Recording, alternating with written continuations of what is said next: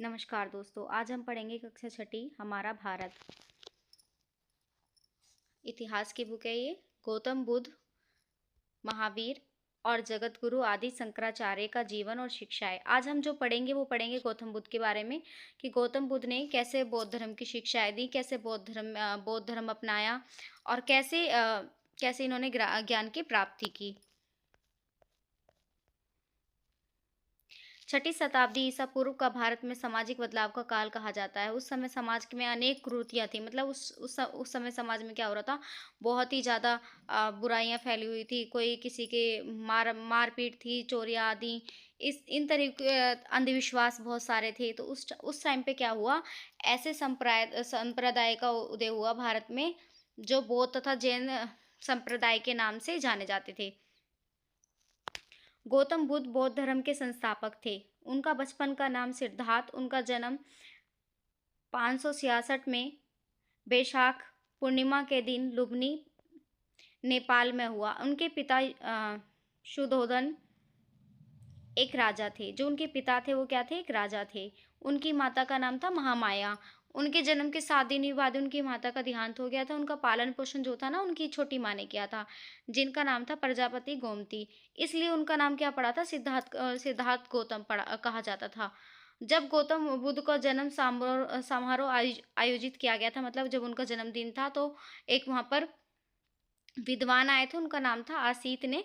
जो उन्होंने क्या बोला था, जो विद्वान थे, जो उनका नाम जो था आसीत था, उन्होंने कहा था, एक भविष्यवाणी की थी कि ये बच्चा या तो महान राजा बनेगा या एक पद प्रदर्शक बनेगा। पद प्रदर्शक बनेगा। शिक्षा ग्रहण करने के बाद गौतम बुद्ध का विवाह 16 साल की आयु में राजकुमारी यशोधरा के साथ हो गया। पिता द्वारा बनाए गए बेभवशाली महल में यशोधरा के साथ रहते हुए उनका एक पुत्र हुआ। उनका नाम था राहुल। परंतु वे सब सिद्धार्थ को संसारिक मोह माया में बांध न सके। क्योंकि जो सिद्धार्थ गौतम थे ना, उनका संसारिक मोह माया से कोई भी लेना देना नहीं था। वो ईश्वर की आराधना में लिप्त थे। मतलब उन्हें उनका जो ये था कि ईश्वर क्या है, ज्ञान कैसे प्राप्त किया जाए, ईश्वर के बारे में उनको बहुत ज़्यादा जिज्ञासा थी। और वो जिज्ञासा कैसे पैदा हुई कि ईश्वर क्या है, कैसे ज्ञान की प्राप्ति की जाए। तो उन्होंने क्या करा, 4 दृश्य देखे।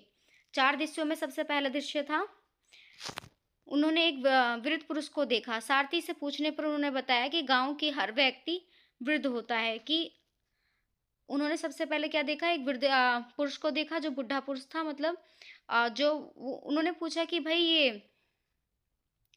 ये क्या है। तो सारथी से पूछने पर उन्होंने बताया कि हर व्यक्ति को वृद्ध होता ही होता है, कि हर व्यक्ति बूढ़ा होता ही होता है। दूसरे दृश्य में उन्होंने क्या देखा, एक रोगी को देखने पर बताएगा कि बीमारियां भी होती हैं। दूसरे दृश्य में देखा कि भाई एक रोगी को, तो कि शरीर में बीमारियां भी होती हैं। तीसरी क्या थी, एक शव यात्रा को देखने पर सारथी ने बताया कि प्रत्येक मनुष्य का मरण निश्चित है। कि जब एक शव यात्रा देखी तो उन्होंने पूछा ये क्या है भाई। तो उन्होंने बताया सारथी ने कि यह संसार में जो व्यक्ति आता है वो एक दिन जाता जरूर है। चौथे दृश्य में एक साधु को देखा जो मस्ती में गाता जा रहा था। सारथी ने उसके बारे में बताया कि संसार को छोड़कर ज्ञान प्राप्ति में लगा हुआ है। अब जो जो उनके साथ व्यक्ति था, जो सारथी था, उसने बताया कि भाई ये जो साधु संत है, ये जो जा रहे हैं, ये जो मस्ती में नाचते गाते जा रहे हैं, ये ज्ञान प्राप्ति के लिए जा रहे हैं। तो वहां से सिद्धार्थ गौतम जी के मन में क्या आई, ज्ञान प्राप्त करने की इच्छा जागृत हुई। उन्होंने 29 वर्ष की आयु में आधी रात के समय अपनी पुत्री व पुत्र सहित सभी सुखों को छोड़कर ज्ञान प्राप्ति के लिए घर त्याग कर वनों की ओर प्रस्थान किया। उन्होंने क्या करा, 29 वर्ष की आयु में या आधी रात के समय अपनी पुत्री व पुत्र सहित मतलब अपने घर को छोड़ दिया उन्होंने। कई बार पूछा गया है पेपरों में, 29 वर्ष की आयु में और कौन से 4 दृश्य थे। हमेशा याद रखना, पहले उन्होंने एक वृद्ध इंसान को देखा, फिर एक रोगी को देखा, फिर एक शव यात्रा को देखा, और चौथे में क्या देखा कि एक साधु को देखा जो मस्ती में गाते जा रहे हुए थे। ठीक है। फिर और कितनी वर्ष की आयु में घर छोड़ा था, 29 वर्ष की आयु में घर छोड़ा था। उनका नाम सिद्धार्थ गौतम था। जन्म लुम्बिनी नेपाल में हुआ था 1567 में। पिता का नाम शुद्धोधन था। अब पिता का नाम सुधोधन हो गया, माता का नाम महामाया हो गया। पालन पोषण माता किसने किया था? प्रजापति गोमती ने किया था। सिद्धार्थ का विवाह किससे हुआ था? राजकुमारी यशोधरा से। पुत्र का नाम क्या था? राहुल। तो ये सब का कई बार पेपरों में पूछ लिया जाता है, लेकिन सबसे ज्यादा जो पूछा जाता है ना, वो यहाँ से पूछा जाता है। ज्ञान की प्राप्ति। घर छोड़ने के बाद सिद्धार्थ राजगृह पहुंचे। घर छोड़ दिया। घर छोड़ने के बाद सिद्धार्थ राजगृह पहुंचे। वहां आचार्य आलर कलाम तथा रुद्रक नामक दो विद्वानों से ज्ञान के संबंध में शिक्षा प्राप्त की, लेकिन उन्हें वहां से संतुष्टि नहीं मिली। उनके मन में जो जिज्ञासा थी वो समाप्त नहीं हुई। उसके बाद उन्होंने कठोर तपस्या करने का फैसला किया। उन्होंने इतनी तपस्या करी कि उनका शरीर बहुत कमजोर कमजोर हो चुका था। अब उन्होंने अनुभव किया कि तपस्या भी निरर्थक है। फिर इस समय सुजातक नामक कन्या से दूध ग्रहण कर तपस्या के मार्ग को छोड़ दिया। अब क्या था कि तपस्या के मार्ग जो था उन्होंने वो भी छोड़ दिया। अब वे गया की ओर चल पड़े। उस स्थान पर एक पीपल के पेड़ के नीचे, कई बार पेपर में पूछा जाता है, गया की ओर, गया में है पीपल का पेड़, महाबोधि वृक्ष के नीचे ध्यान लगाया। 8 दिन की समाधि के पश्चात 35 वर्ष की आयु में वैशाख मास की पूर्णिमा की रात को उन्हें सच्चे ज्ञान की प्राप्ति हुई। मतलब कब हुई? 35 वर्ष की आयु में। कहाँ पर?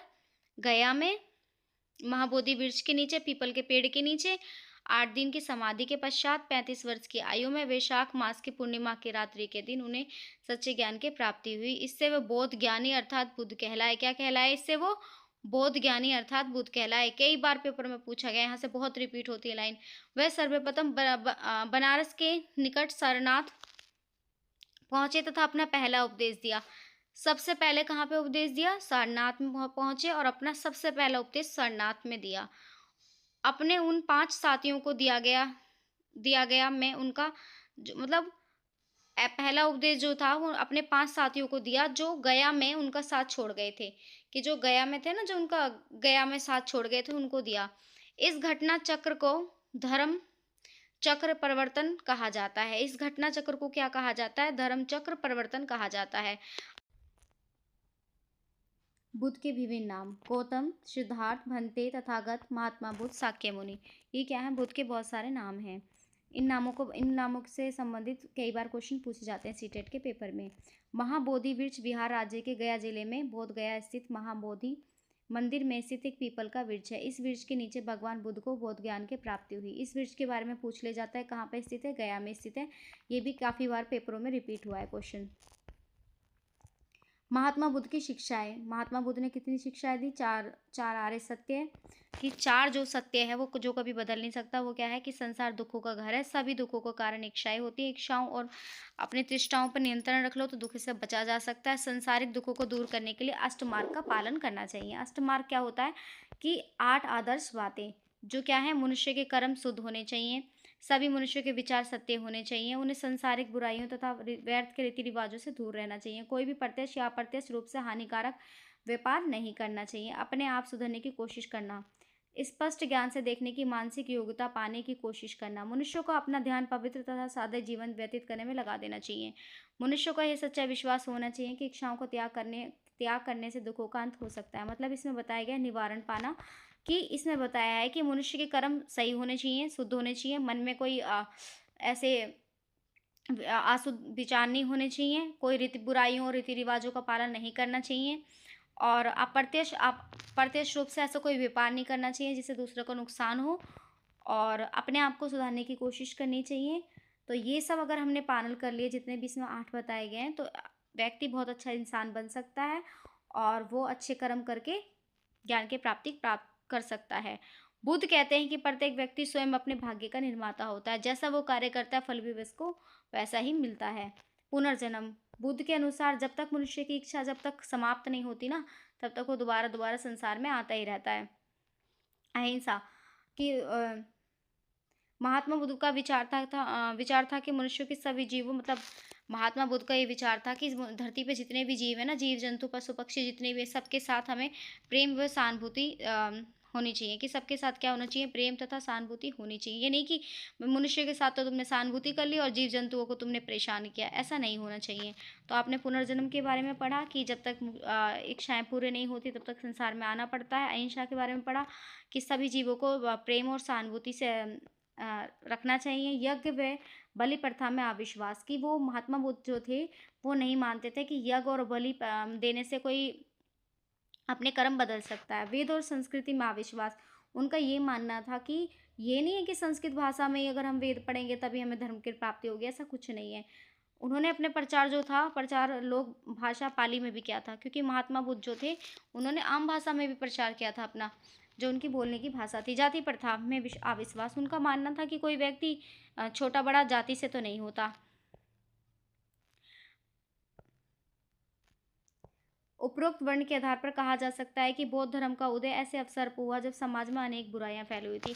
कि बौद्ध धर्म जो था वह ऐसे समय आया जब समाज में इतनी बुराइयां फैली हुई थी कि सब लोग यज्ञ कर्मकांड अंधविश्वास में डूब चुके थे। तो ऐसे में बहुत ही सरल सरल धर्म की खोज जो थी वो लोगों के मन में उभरी कि भाई कोई ऐसा धर्म होना चाहिए जिसमें इतना आडंबर ना हो। इसी उचित अवसर पर महात्मा बुद्ध ने अपनी सरल शिक्षाओं के द्वारा भारतीय समाज को राहत प्रदान की। तो महात्मा बुद्ध ने क्या करा, इन अपनी सरल शिक्षाओं के द्वारा भारतीय समाज को राहत प्रदान की। कौन सी शिक्षाएं थी जो हम पढ़ चुके हैं पहले? 4 आर्य सत्य, कर्म सिद्धांत में विश्वास, पुनर्जन्म, अष्टमार्ग, वेदों में वे संस्कृति में अविश्वास, अहिंसा, जाति प्रथा, यज्ञ व बलि प्रथा। तो जितने भी यहाँ पे जो दिखाए जा रहे हैं ना, काफ़ी बार पेपरों में यहाँ से पूछा जाता है। तो ये गौतम बुद्ध का बहुत इंपॉर्टेंट टॉपिक था जो मैंने आप सबके साथ डिस्कस किया। आपको ये वीडियो कैसे लगी मुझे बताना ज़रूर, कमेंट सेक्शन में कमेंट करना और लाइक और सब्सक्राइब करना। धन्यवाद।